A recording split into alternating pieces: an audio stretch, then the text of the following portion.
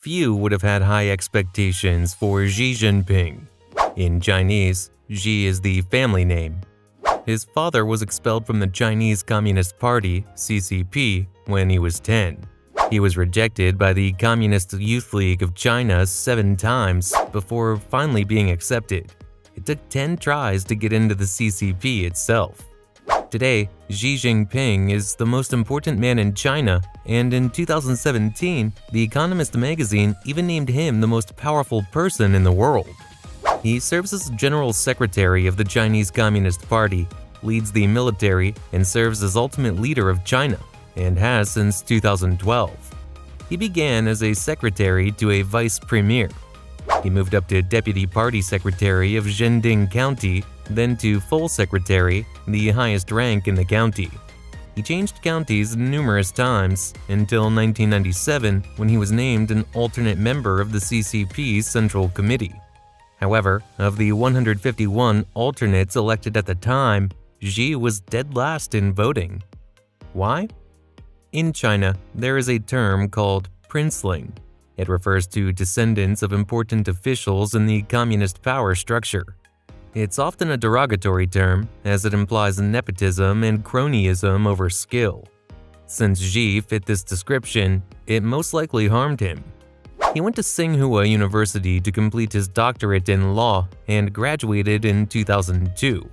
His major was law and ideology, steeped, of course, in Marxist theories. He was named deputy governor of Fujian, a province whose population is over 40 million today, then promoted to governor in less than a year.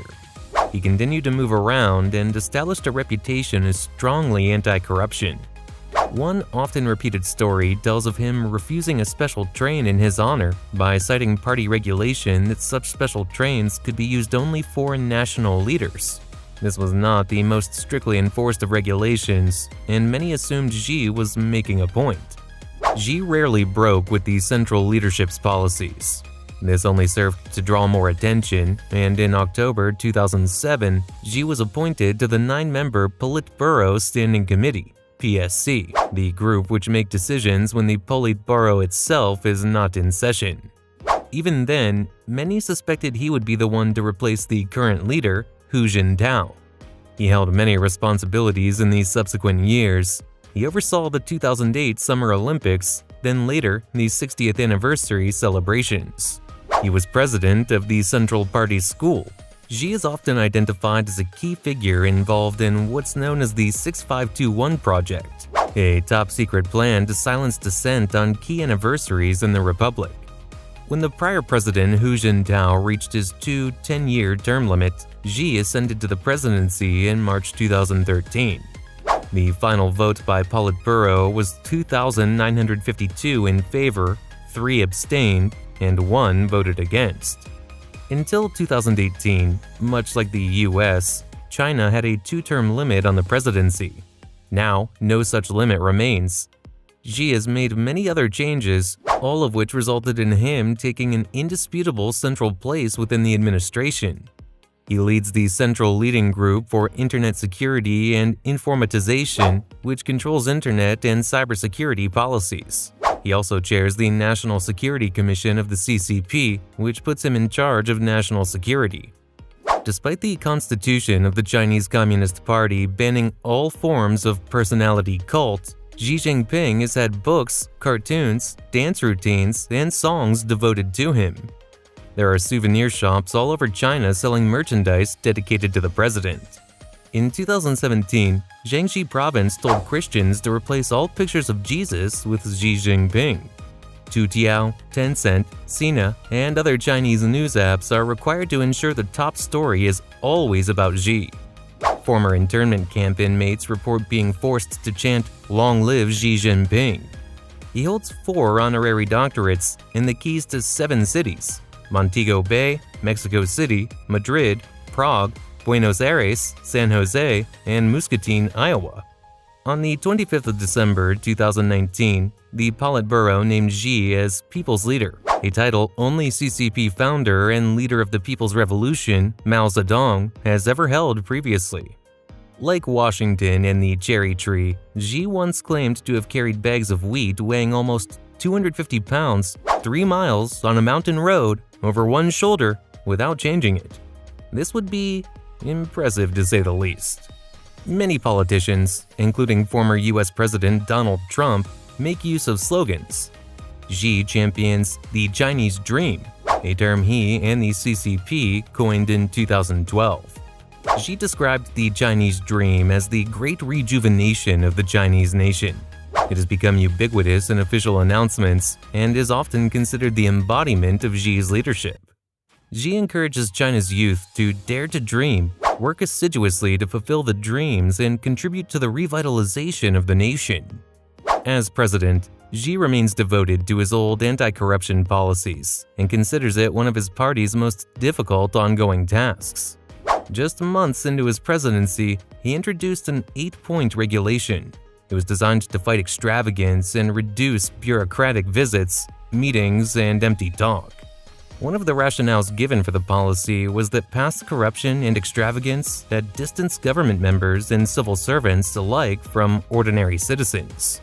Among the specifics of the regulations were banning expensive meals, showy trips, and using public cars for private use. The program also aimed to simplify and reduce meetings. Many prominent current and former officials have been subject to investigation, in many cases leading to conviction and harsh sentences. The National Supervision Commission is the chief anti-corruption agency in the country, and it is ranked higher than the Supreme Court. Amnesty International called the agency a threat to human rights, placing the population at the mercy of a secretive and virtually unaccountable system that is above the law. Xi has openly called for greater centralization within the country. He has expressed his belief government, the military, society, and schools, north, south, east, and west, the party leads them all. Under Xi Jinping, censorship has indisputably increased. Xi champions internet sovereignty. As of 2019, the government had created over 60 restrictions on internet usage within the country. As for the man himself, in 2011, the Washington Post published an article describing some of Xi's personal traits. Those familiar with Xi described him as pragmatic, serious, cautious, hardworking, down-to-earth, and low-key, seemingly uninterested in the trappings of high office. His problem-solving skills have been praised many times over his career. Xi's wife once said, "When he comes home, I've never felt as if there's some leader in the house. In my eyes, he's just my husband." To many, however, Xi is a villain. Reporters Without Borders has included Xi among its list of press freedom predators. Since 2013, Reporters Without Borders, an international nonprofit and non-governmental organization with the stated aim of safeguarding the right to freedom of information, included Xi among the list of press freedom predators.